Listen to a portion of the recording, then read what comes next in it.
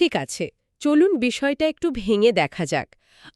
প্রাচীন পাণ্ডুলিপি, ইতিহাসের ধুলোমাখা পাতা আর কোরআনের সূরা আল মাইদার ৪০ থেকে ৪৮ নম্বর আয়াতের এক অসাধারণ ব্যাখ্যার জগতে আজকের এই গভীর বিশ্লেষণটি প্রবেশ করতে যাচ্ছে। হ্যাঁ, আর এই যাত্রাটা কিন্তু প্রচলিত চিন্তাধারার চেয়ে বেশ আলাদা। একদম তাই, মানে ধর্মীয় আইন বা ইতিহাস কেবল কিছু পুরনো নিয়মের শুষ্ক সমষ্টি, এমন একটা সাধারণ ধারণা তো সমাজে প্রচলিত আছে। তা আছে, কিন্তু আজকের সোর্স বা তথ্য উপাত্তগুলো সেই চিন্তার জগৎকে পুরোপুরি পাল্টে দেওয়ার মতো রসদ রাখে। আর ঠিক সেটাই আজকের এই গভীর আলোচনার মূল মিশন। প্রাচীন সেই ঘটনাগুলো থেকে এমন কিছু সূক্ষ্ম জ্ঞান ও প্রজ্ঞা বের করে আনা, যা সমসাময়িক জীবনে ক্রিটিক্যাল থিঙ্কিং বা সমালোচনামূলক চিন্তাভাবনাকে গভীরভাবে জাগ্রত করবে। আর একই সাথে মহান আল্লাহর অসীম ক্ষমতা, নিখুঁত ন্যায়বিচার এবং তার প্রজ্ঞার সর্বোচ্চ মর্যাদাকে এই আয়াতগুলোতে কিভাবে অভাবনীয় যৌক্তিকতায় তুলে ধরা হয়েছে তা আবিষ্কার করাটাই এই আলোচনার মূল লক্ষ্য। তো প্রাচীন ঘটনাগুলোর পেছনের এই কেন বা কারণটি বুঝতে পারা আজকের যুগে দাঁড়িয়ে কতটা জরুরি বলে মনে হয়? এটা আসলে অত্যন্ত জরুরি। যুগে যুগে তথ্যের অভাবে বা রাজনৈতিক ও সামাজিক সুবিধাবাদের কারণে সত্য কিভাবে বিকৃত হয়েছে তা ইতিহাসের দিকে তাকালেই স্পষ্ট হয়। হ্যাঁ, ইতিহাস ঘাটলেই সেটা চোখে পড়ে। ঠিক। আর কিভাবে সমালোচনামূলক চিন্তন বা ক্রিটিক্যাল থিঙ্কিংয়ের মাধ্যমে সেই বিকৃতির জাল ছিন্ন করে মূল সত্যে পৌঁছানো যায়, আজকের উৎসগুলো ঠিক সেই বুদ্ধিভিত্তিক পথটিই দেখায়। মানে এখানে কেবল অন্ধবিশ্বাসের কথা বলা হয়নি? একদমই না, বরং প্রতিটি ঐশিক বিধানের পেছনে যে এক অকাট্য যুক্তি এবং নিখুঁত ভারসাম্য রয়েছে তা অত্যন্ত চমৎকারভাবে বিশ্লেষণ করা হয়েছে। এই বিশ্লেষণী দৃষ্টিভঙ্গি ছাড়া ঐশী আইনের প্রকৃত সৌন্দর্য উপলব্ধি করা প্রায় অসম্ভব। এই বুদ্ধিভিত্তিক দৃষ্টিভঙ্গির জায়গাটি থেকেই তওবা, স্রষ্টার ইচ্ছা এবং যুক্তির নিখুঁত সমীকরণের বিষয়টির সামনে আনা যায়। হ্যাঁ, উৎসগুলোতে তো একটি অত্যন্ত চমকপ্রদ ঐতিহাসিক ঘটনার বিস্তারিত উল্লেখ রয়েছে। ব্যাকুল হয়ে জিজ্ঞাসা করেছিলেন, তার তওবা কি আদৌ কবুল হবে? সে কি ক্ষমা পাবে? আর এর উত্তরে নবীজি যা বলেছিলেন তা সত্যি অভাবনীয়। একদম। তিনি তাকে জানান যে সে তার গোনা থেকে এমনভাবে পবিত্র হয়ে গেছে যেন সে আজই মায়ের গর্ভ থেকে ভূমিষ্ঠ হওয়া এক নিষ্পাপ শিশু।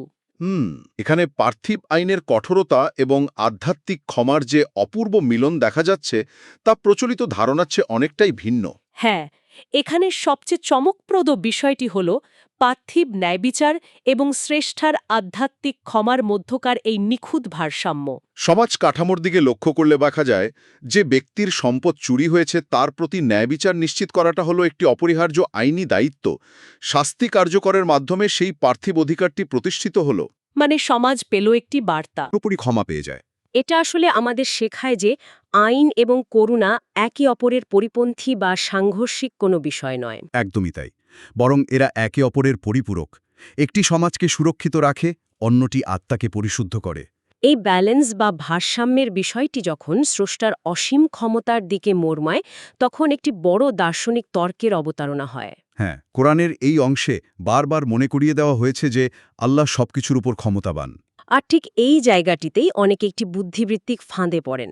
প্রশ্ন ওঠে, স্রষ্টা যদি সবকিছুর উপর ক্ষমতাবান হন, তাহলে তিনি কি চাইলে অসম্ভব, অযৌক্তিক বা নিজের মর্যাদার সাথে সাংঘর্ষিক কিছু করতে পারেন? এটা খুব সাধারণ একটা প্রশ্ন। হ্যাঁ, মানে কেউ প্রশ্ন তোলেন, স্রষ্টা চাইলে কি নিজেকে শেষ করে দিতে পারেন বা এমন কোনো কাজ করতে পারেন যা চরম অমানবিক ও যুক্তির বাইরে? এটি একটি অত্যন্ত গুরুত্বপূর্ণ প্রশ্নের জন্ম দেয়। আর ঠিক এখানেই আমাদের সোর্সগুলো অত্যন্ত প্রজ্ঞাপূর্ণ একটি ভাষাতাত্ত্বিক ও বুদ্ধিবৃত্তিক বিশ্লেষণের দিকে নিয়ে যায়। সেই কোরআনের শব্দগুলোর বিশ্লেষণ, তাই তো? ঠিক, কোরআনে স্রষ্টার ক্ষমতার প্রসঙ্গে যে শব্দগুলো ব্যবহৃত হয়েছে তা হল জেশা এবং সায়ন। অনেকেই এর খুব সাধারণ এবং আক্ষরিক অনুবাদ করেন। হ্যাঁ, তারা বলেন তিনি সব কিছু করতে পারেন, কিন্তু ভাষাতাত্ত্বিক দিক থেকে গভীরে গেলে এর প্রকৃত অর্থ দাঁড়ায় তিনি যা চান তা করতে পারেন। ও আচ্ছা, সায়ুন মানে হল সেই জিনিস যা স্রষ্টা চান। একদম। আর মহান আল্লাহ কেবল তাই চান যার মধ্যে নিখুঁত প্রজ্ঞা, চরম যৌক্তিকতা এবং পরম কল্যাণ নিহিত আছে। সুতরাং অযৌক্তিক, অন্যায় বা নিজের মহান মর্যাদার সাথে সাংঘর্ষিক কিছু করা তার ইচ্ছারই অন্তর্ভুক্ত নয়। ঠিক তাই। এই সূক্ষ্ম বিশ্লেষণটি মহান আল্লাহর মর্যাদাকে সমস্ত অযৌক্তিক ও অবান্তর বিতর্কের ঊর্ধ্বে এমন এক সুরক্ষিত স্থানে স্থাপন করে যা ক্রিটিক্যাল থিঙ্কিংয়ের এক অনন্য দৃষ্টান্ত। এই ভাষাতাত্ত্বিক বিশ্লেষণটি সত্যিই প্রচলিত অনেক অগভীর চিন্তাকে চ্যালেঞ্জ করে বসে।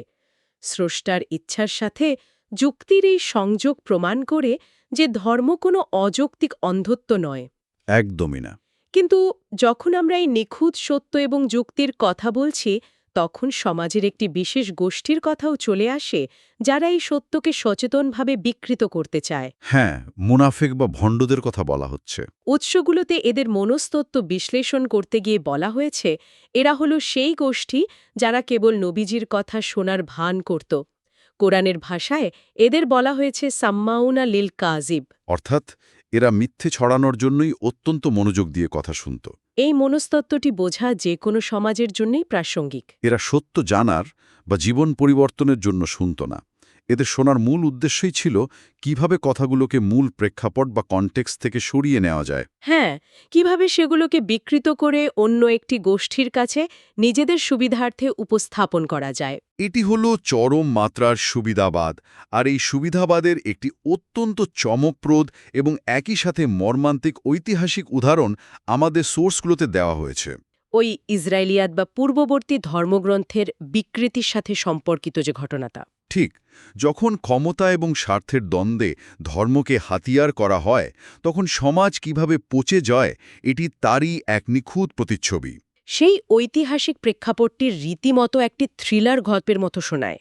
সোর্স অনুযায়ী তৎকালীন ইহুদি সমাজে ব্যভিচারের শাস্তি হিসাবে তাওরাতে রজম বা পাথর নিক্ষেপ করার অত্যন্ত কঠোর বিধান ছিল। হ্যাঁ, এবং যতদিন সাধারণ বা গরিব মানুষ এই অপরাধ করত, সমাজপতিরা নির্দ্বিধায় এই কঠিন শাস্তি প্রয়োগ করত। কিন্তু পরিস্থিতি বদলে গেল যখন সমাজের ধনী, অভিজাত এবং প্রভাবশালী ব্যক্তিরা এই একই অপরাধে জড়িয়ে পড়তে শুরু করল। নিজেদের বাঁচাতে তারা তখন পুরো আইনটিকেই বদলে ফেলার এক সুপরিকল্পিত চক্রান্ত করল। পাড়া তাওরাতের বিধান লুকিয়ে রেখে নিজেদের মন গড়া একটি নিয়ম চালু করল যে অপরাধীর মুখ কালো করে তাকে গাধার পিঠে উল্টো করে বসিয়ে বেত্রাঘাত করা হবে এবং রাস্তায় ঘোরানো হবে। উদ্দেশ্য খুব পরিষ্কার ছিল, ধনী বা ক্ষমতাবানদের জন্য একটি তুলনামূলক সহজ শাস্তির ব্যবস্থা করা, যাতে তাদের জীবন বেঁচে যায়। যদি আমরা বিষয়টিকে বৃহত্তর চিত্রের সাথে যুক্ত করি, তবে দেখতে পাব কিভাবে মানুষের তৈরি করা বা পরিবর্তন করা আইন সমাজের রন্ধ্রে রন্ধ্রে বৈষম্য আর দুর্নীতির বীজ বপন করে। ক্ষমতাবানরা সবসময় আইনকে নিজেদের ঢাল হিসাবে ব্যবহার করতে চায়, আর যখন গরিব বা দুর্বল কেউ একই অপরাধ করত, তখন কিন্তু তারা ঠিকই কঠোর শাস্তি প্রয়োগের হুমকি দিত। নবী মোহাম্মদ সাল্লাল্লাহু আলাইহি ওয়াসাল্লাম মদিনায় হিজরত করার পর মদিনার চুক্তি অনুযায়ী তিনি ছিলেন সেই রাষ্ট্রের প্রধান বিচারক। যখন ইহুদি সমাজপতিরা এ ধরনের একটি বিচারের জন্য তার কাছে এলো, তখন তিনি এই বৈষম্যের শেকড় ধরে টান দিলেন। তিনি সরাসরি জিজ্ঞাসা করেছিলেন তাদের মূল গ্রন্থে আসলে কি লেখা আছে। দীর্ঘ টালবাহানা আর লোকচুরির পর অবশেষে তারা স্বীকার করতে বাধ্য হয় যে প্রকৃত বিধান আসলে পরিবর্তন করা হয়েছে কেবল ধনীদের বাঁচাতে। তখন নবীজি সেই পরিবর্তিত আইন ছুঁড়ে ফেলে দিয়ে ধনী গরিব নির্বিশেষে প্রকৃত ঐশী আইনটি প্রতিষ্ঠা করেন। এটি কেবল একটি আইনি রায় ছিল না। না, এটি ছিল সমাজের ক্ষমতাবানদের চক্রান্তের বিরুদ্ধে এবং বৈষম্যের বিরুদ্ধে এক বিরাট জয়। আর এখানেই আল্লাহর আইনের অকাট্য শ্রেষ্ঠত্ব এবং নিখুঁত ন্যায়বিচার প্রমাণিত হয়, যেখানে সামাজিক মর্যাদা, অর্থ বা ক্ষমতার কোনো প্রভাব খাটানোর সুযোগ নেই। ক্ষমতাশালীদের এই মুখোশ খুলে দেওয়ার ঘটনাটি সত্যিই অভাবনীয়। আর এই নিখুঁত ন্যায়বিচার প্রতিষ্ঠা এবং বৈষম্য দূর করার আলোচনা থেকেই আরেকটি অত্যন্ত গভীর শব্দ উঠে আসে, সহদ। হ্যাঁ, সহদ। আমরা সাধারণত অবৈধ উপার্জন বা হারাম আয়ের কথা খুব স্বাভাবিকভাবেই জানি এবং এড়িয়ে চলার চেষ্টা করি। কিন্তু এই সহজ শব্দটির আভিধানিক অর্থ নিয়ে সোর্সগুলোতে যে গভীর বিশ্লেষণ করা হয়েছে, তা আক্ষরিক অর্থেই আমাদের দৈনন্দিন জীবনের অনেক সাধারণ চর্চাকে প্রশ্নের মুখে ফেলে দেয়। ভাষাতাত্ত্বিকভাবে সুহদ শব্দটির গভীরে গেলে দেখা যায় এর মানে হলো এমন কিছু যা পুরোপুরি উপড়ে ফেলা হয়েছে, ছাল তুলে ফেলা হয়েছে বা যার শেকড় সম্পূর্ণ কেটে দেওয়া হয়েছে। হারাম উপার্জন বা ঘুষ মানব সমাজে ঠিক এই ভয়ঙ্কর কাজটিই করে। এটি একজন মানুষের নীতি, ধর্ম এবং মানবতার শেকড়কে ভেতর থেকে একটু একটু করে কেটে ফেলে। এটি সমাজের ভিত্তিকে এমনভাবে নিঃশব্দে ধ্বংস করে যে বাইরে থেকে হয়তো সবকিছু স্বাভাবিক আর পরিপাটি মনে হয়, কিন্তু ভেতরটা সম্পূর্ণ ফাঁপা হয়ে যায়। হ্যাঁ, নৈতিকতার কোনো শেকড় আর অবশিষ্ট থাকে না।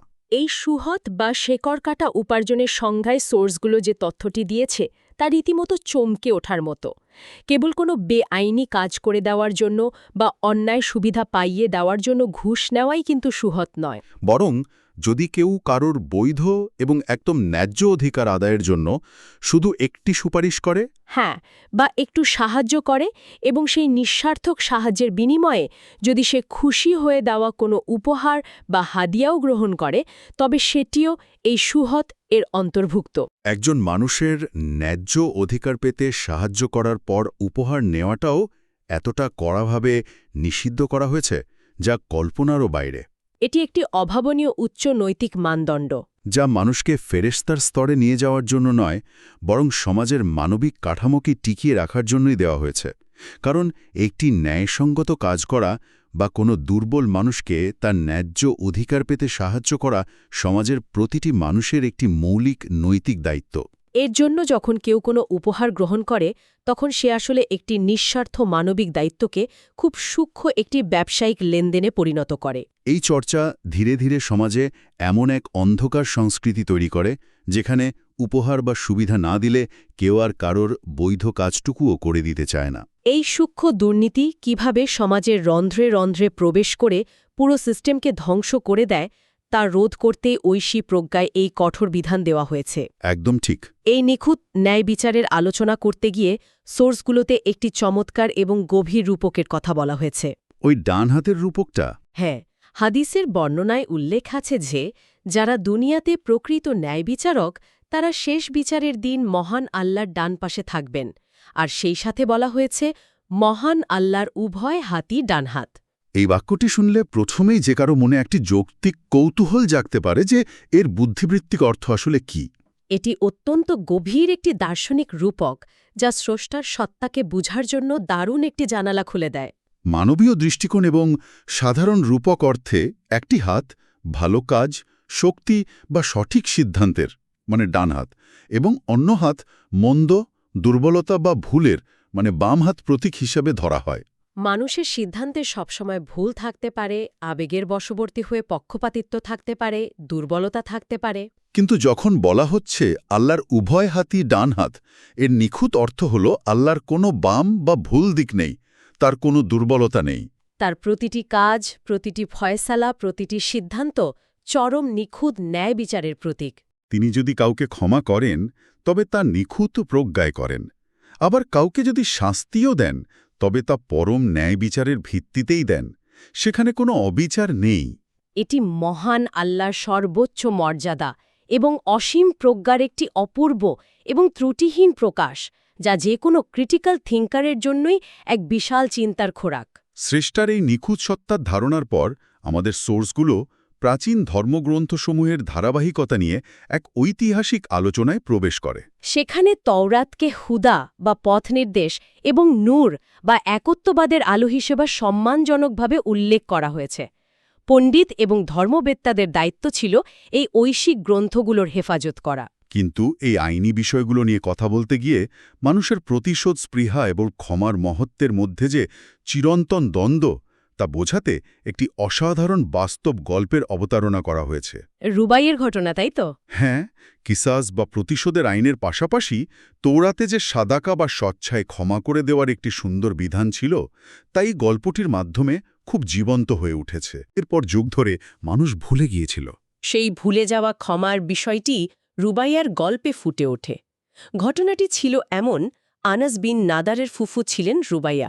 কোনো এক তর্কে বা আকস্মিক সংঘাতে রুবাইয়ার দ্বারা একটি মেয়ের দাঁত ভেঙে যায়। যখন বিচারের সময় ঘনিয়ে আসলো এবং আইনি বিধান অনুযায়ী কিসাসের নির্দেশ এলো, মানে রুবাইয়ার দাঁতও ভাঙা হবে। ঠিক তখন একটি অদ্ভুত এবং আবেগঘন ঘটনা ঘটে। আনাস বিন নাদার তার ফুফুর প্রতি ভালোবাসায় এবং স্রষ্টার অসীম দয়ার প্রতি অগাধ বিশ্বাসে হঠাৎ করে শপথ করে বসেন যে আল্লাহর কসম, তার ফুফুর দাঁত কিছুতেই ভাঙা হবে না। দৃশ্য তো এটি ছিল অত্যন্ত দুঃসাহসিক একটি কাজ, প্রায় আদালতের রায়ের বিরুদ্ধে দাঁড়ানোর মতো একটি শপথ। কিন্তু শেষ পর্যন্ত ঘটনাটি এক অভাবনীয় মোড় নেয়। বিরোধী পক্ষ যারা এতক্ষণ প্রতিশোধের জন্য অনড় ছিল, তারা হঠাৎ করেই তাদের মন পরিবর্তন করে ফেলে এবং স্বেচ্ছায় রুবাইয়াকে ক্ষমা করে দেওয়ার সিদ্ধান্ত নেয়। ফলে আইনি বিধান থাকা সত্ত্বেও সেই ঐশিক ক্ষমার সুযোগ গ্রহণের কারণে আর দাঁত ভাঙা হয়নি। তখন নবীজি একটি অত্যন্ত তাৎপর্যপূর্ণ কথা বলেছিলেন। তিনি বলেছিলেন, আল্লাহর এমন কিছু আলুথালু বেশের ধুলোমাখা সাধারণ চেহারার বান্দা দুনিয়াতে আছেন, যারা যদি আল্লাহর নামে কোনো শপথ করে বসেন, স্বয়ং মহান আল্লাহ নিজের ক্ষমতায় তাদের সেই শপথ রক্ষা করেন। এটি স্রষ্টার দয়া এবং তার একনিষ্ঠ দুনিয়াবিমুখ বান্দাদের প্রতি ভালোবাসার এক অনন্য দৃষ্টান্ত, যা আইনের শুষ্কতার বাইরে গিয়ে আধ্যাত্মিকতার এক নতুন মাত্রা যোগ করে।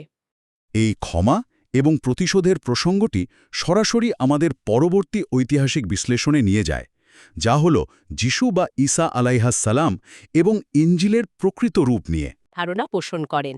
অনেকেই মনে করেন যে ঈসা আলাইসাল্লাম যখন এলেন, তখন তিনি বোধহয় তৌরাতের পুরনো সব কঠোর আইন সম্পূর্ণ বাতিল করে দিয়ে এক নতুন ধর্ম নিয়ে এসেছিলেন। কিন্তু আমাদের সোর্সগুলো ক্রিটিক্যাল থিঙ্কিংয়ের মাধ্যমে এই প্রচলিত ধারণাকে সম্পূর্ণ খণ্ডন করেছে। এখানে সবচেয়ে চমকপ্রদ বিষয়টি হল ইতিহাসের পাতা থেকে সত্যকে তুলে আনা।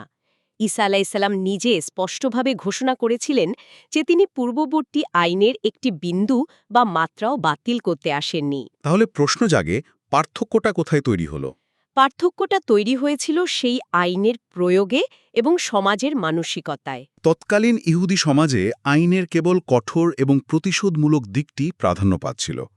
মানুষ ক্ষমার দিকটি সম্পূর্ণ ভুলে গিয়ে এক যান্ত্রিক এবং নিষ্ঠুর সমাজে পরিণত হয়েছিল। তাই ঈসা আলাইসাল্লাম এসে কোনো নতুন আইন দেননি বা পুরনো আইন বাতিল করেননি, বরং তিনি তৌরাতে আগে থেকেই উল্লেখিত ক্ষমা বা সাদাকার দিকটিতে সবচেয়ে বেশি জোর দিয়েছিলেন।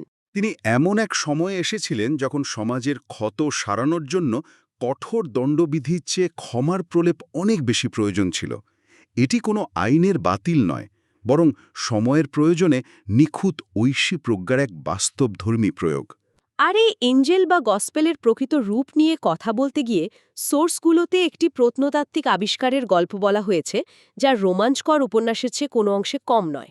এটি কোনো সাধারণ গল্প নয়, একেবারে কাশ্মীরের বরফ ঢাকা উপত্যকায় আবিষ্কৃত একটি প্রাচীন পাণ্ডুলিপির গল্প। জানা যায় অক্সফোর্ড বিশ্ববিদ্যালয়ের একজন স্কলার বা গবেষক কাশ্মীরে একটি প্রাচীন রোল বা স্ক্রল আবিষ্কার করেছিলেন, যা হয়তো শত শত বছর ধরে লোকচক্ষুর অন্তরালে লুকিয়েছিল। হ্যাঁ, সেই আবিষ্কারের ঘটনাটি ইতিহাসের অনেক অমীমাংসিত এবং বিতর্কিত প্রশ্নের এক অভাবনীয় উত্তর দেয়। সেই স্কলার যখন চরম কৌতূহল নিয়ে পাণ্ডুলিপিটি পরীক্ষা করলেন, তখন তিনি এক চমকপ্রদ সত্যের মুখোমুখি হলেন। তিনি দেখতে পেলেন যে সেই প্রাচীন এবং অবিকৃত ইঞ্জিলে প্রচলিত ত্রিত্ববাদ বা ট্রিনিটি বা স্রষ্টার পুত্র হওয়ার মতো কোনো ধারণার অস্তিত্বই নেই। বরং সেখানে সম্পূর্ণভাবে স্রষ্টার একত্ববাদ এবং যিশুকে স্রষ্টার একজন প্রিয় বান্দা বা বার্তাবাহক হিসেবে উল্লেখ করা হয়েছে। এই বিষয়টি কোরআনে বর্ণিত শিক্ষার সাথে আক্ষরিক অর্থেই হুবহু মিলে যায়। এটি একটি বিশাল বুদ্ধিবৃত্তিক প্রমাণ যে মূল ঐশী বাণী যুগে যুগে আসলে একই ছিল, পরম একত্ববাদ এবং স্রষ্টার প্রতি পূর্ণাঙ্গ আত্মসমর্পণ। মানুষের হস্তক্ষেপই কেবল সেই বাণীতে ভিন্নতা এনেছে। এই ঐতিহাসিক প্রমাণটি সত্যি ভাবনার মোড় ঘুরিয়ে দেয় এবং অনেক বিতর্কের অবসান ঘটায়। আর যখন আমরা এই বিভিন্ন যুগে আসা ঐশী বাণী এবং তা মানুষের কাছে পৌঁছানোর কথা বলি, তখন একটি অবধারিত এবং অত্যন্ত সংবেদনশীল প্রশ্ন চলে আসে। পৃথিবীর বুকে এমন অসংখ্য মানুষ যুগে যুগে এসেছেন, যাদের কাছে হয়তো নিখুঁত অবিকৃত বাণীটি পৌঁছানোর কোনো উপায় ছিল না। তাহলে তাদের কি হবে? স্রষ্টার অসীম দয়া এবং নিখুঁত ন্যায়বিচারের সবচেয়ে বড় প্রমাণগুলোর একটি। সোর্সগুলো এই বিষয়ে অত্যন্ত স্পষ্ট এবং যৌক্তিক একটি সমাধান দিচ্ছে। বলা হচ্ছে, যাদের কাছে সঠিক বাণী পৌঁছায়নি বা হয়তো বিকৃতভাবে পৌঁছেছে, কিন্তু তারা নিজেদের কাছে থাকা অকৃত্রিম বাণীতে বা নিজের বিবেকের শুদ্ধতায় বিশ্বাস রেখেছেন, নিজেদের গ্রন্থে থাকা সত্যের ওপর আমল করেছেন এবং শেষ বিচারের দিনে অর্থাৎ নিজের কাজের জবাবদিহিতার বিষয়ে বিশ্বাস রেখেছেন। তাদের কোনো ভয় বা দুঃখ থাকবে না। স্রষ্টা বিচার করবেন একজন মানুষ তার কাছে থাকা তথ্যের এবং বুদ্ধিমত্তার ভিত্তিতে কতটা সততা এবং ন্যায়নিষ্ঠার সাথে জীবনযাপন করেছে। না জেনে ভুল করার জন্য অন্ধভাবে কাউকে শাস্তি দেওয়া স্রষ্টার কাজ নয়, বরং তার বিচার হল নিখুঁত প্রজ্ঞা এবং পরম করুণার এক অপূর্ব সংমিশ্রণ। একদম তাই। তাহলে এই সব কিছুর অর্থ আসলে কি দাঁড়ালো? আজকের এই গভীর বিশ্লেষণ থেকে প্রাচীন ইতিহাস আর ঐশী আইনের এক চমৎকার বুদ্ধিবৃত্তিক যাত্রা সম্পন্ন হল। দেখা গেল কিভাবে যুগে যুগে ক্ষমতাশালীরা নিজেদের সুবিধার্থে আইনের ব্যাখ্যা পাল্টেছে এবং সত্যকে বিকৃত করেছে। পার্থিব ন্যায়বিচার এবং আধ্যাত্মিক ক্ষমার মাঝে কেমন নিখুঁত একটি ব্যালেন্স বা ভারসাম্যও কাজ করে, সেটিও উন্মোচিত হল। এবং সবচেয়ে গুরুত্বপূর্ণ যে বিষয়টি জানা গেল তা হল সত্যিকারের ন্যায় বিচার কিভাবে সমাজের শেকড়কে মজবুত রাখে, আর সুহুত বা অবৈধ উপার্জনের মতো বিষয়গুলো কিভাবে সেই শেকড়কে ভেতর থেকে উপড়ে ফেলে সমাজকে ধ্বংস করে দেয়। যদি পুরো বিষয়টিকে বৃহত্তর চিত্রের সাথে যুক্ত করা যায়, তবে এই সম্পূর্ণ আলোচনাটি মূলত ক্রিটিক্যাল থিঙ্কিং বা গভীরভাবে চিন্তা করার একটি শক্তিশালী শিক্ষা দেয়। এটি বারবার এই সত্যটিই মনে করিয়ে দেয় যে স্রষ্টার বিধান কোনো অন্ধ বিশ্বাস বা জোর করে চাপিয়ে দেওয়া নিয়মের সমষ্টি নয়। এর প্রতিটি আদেশের পেছনে, প্রতিটি নিষেধের গভীরে রয়েছে নিখুঁত যৌক্তিকতা, পরম প্রজ্ঞা এবং মানব সমাজের জন্য সর্বোচ্চ কল্যাণ। এটি মহান আল্লাহর সেই সর্বোচ্চ মর্যাদাকেই সমুন্নত করে, যেখানে তার প্রতিটি কাজ নিখুঁত ন্যায় বিচারের উপর প্রতিষ্ঠিত, যার কোনো বাম বা ভুল দিক নেই। এই প্রজ্ঞাটি উপলব্ধি করতে পারলে জীবন এবং জগৎকে দেখার দৃষ্টিভঙ্গিটাই পাল্টে যায়। সম্পূর্ণ একমত আমি। আজকের এই গভীর বিশ্লেষণ শেষ করার আগে একটি গভীর চিন্তার খোরাক রেখে যাওয়া যেতে পারে। এটি এমন একটি বিষয় যা দৈনন্দিন জীবনের খুব কাছের, অথচ সচরাচর সেভাবে ভেবে দেখা হয় না। হ্যাঁ, সেই সুহদ বা শেকড় কাটা ঘুষের বিষয়টা। ঠিক, আজকের আলোচনায় সুহুদ সম্পর্কে বিস্তারিত জানা গেছে। দেখা গেছে কারো ন্যায্য অধিকার বা সম্পূর্ণ বৈধ কাজ করে দেওয়ার পর তার কাছ থেকে স্বেচ্ছায় দেওয়া কোনো উপহার গ্রহণ করাও এই সুহদ বা হারাম উপার্জনের অন্তর্ভুক্ত হতে পারে। যদি একটু গভীরভাবে ভাবা যায়, দৈনন্দিন জীবনে একে অপরকে করা সাধারণ ফেভর বা উপকারের বিনিময়ে কতবার কিছু প্রত্যাশা করা হয়? হয়তো প্রকাশ্যে চাওয়া হয় না, কিন্তু মনে মনে একটা প্রতিদান বা বিশেষ সম্মানের আশা অনেকেই করেন। অফিসে কোনো সহকর্মীর কাজ করে দেওয়া, কোনো আত্মীয়কে তার অধিকার পেতে সাহায্য করা।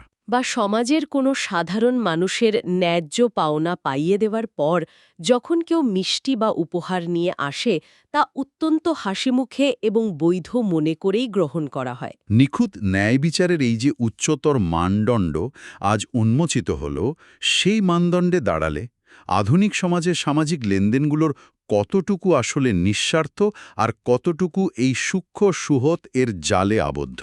অজান্তেই কি সমাজের নিঃস্বার্থ সাহায্যের শেকড়গুলোকে কেটে ফেলা হচ্ছে না? এই কঠিন কিন্তু প্রয়োজনীয় প্রশ্নটি মানব বিবেকের কাছেই থেকে যায়। যারা শুনছেন এই বুদ্ধিবৃত্তিক যাত্রা তাদের নিজেদের চিন্তার জগতে এভাবেই অব্যাহত থাকুক।